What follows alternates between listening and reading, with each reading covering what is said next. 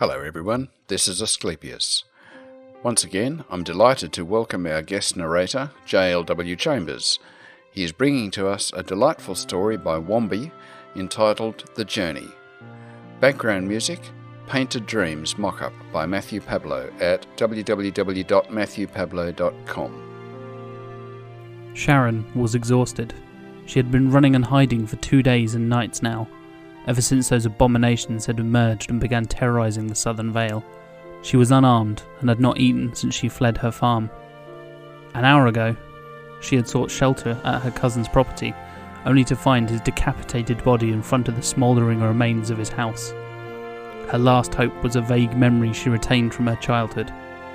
Somewhere in the nearby hills was a cave, and that cave led to a vast underground cavern. Her sister had wanted to explore it then, but Sharon had been too timid. Perhaps now it could take her to safety. It seemed like a reasonable plan, given that she had no other options. It took some searching, but eventually Sharon recognised the oddly shaped rocky overhang that looked a bit like a nose, and squeezed into the small cave entrance hidden behind some shrubs. Turning the first corner, she plunged into darkness, and paused while her eyes adjusted. A soft luminescence emitted by moss covering parts of the tunnel walls gradually became visible. It made navigation difficult, but possible. Cautiously, Sharon crept further down the cave. After a few more turns, the tunnel branched, and Sharon was faced with a choice. She figured there would be many such choices, and decided to always take the leftmost branch. If that didn't work out, track back and try the next. She had always been methodical like that, a trait that her sister Rachel found annoying. She missed her sister, more so now than ever. The scratching of claws on rock made Sharon freeze in her tracks.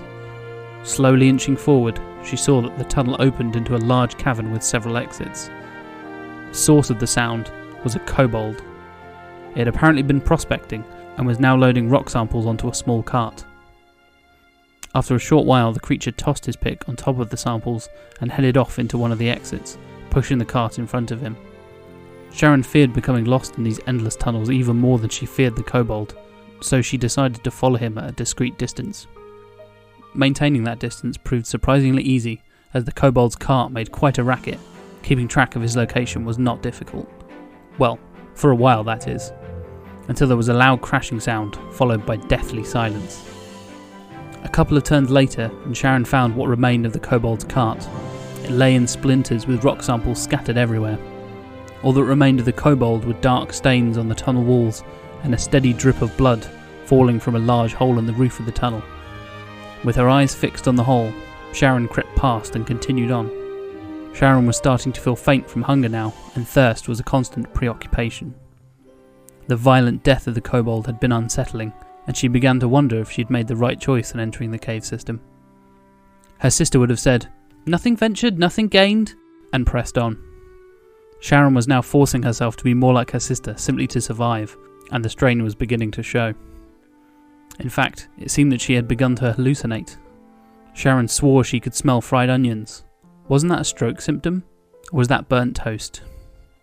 Following her nose, she broke her rule and turned right at the next junction.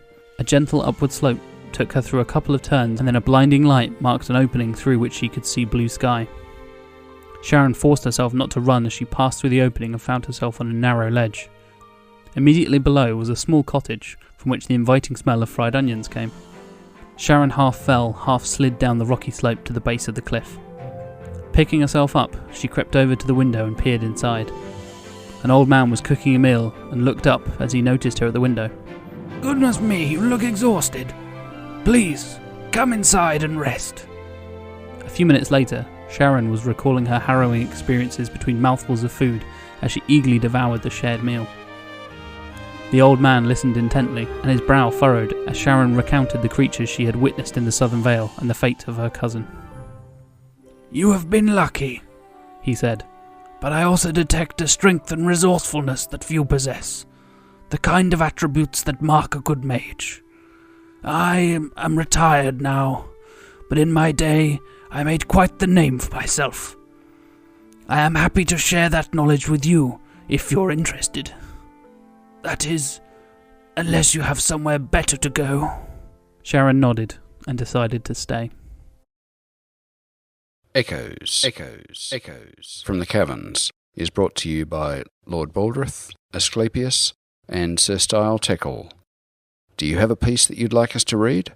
Please contact us at lordbaldrith@thecaverns.net, Asclepius@thecaverns.net, or style@thecaverns.net.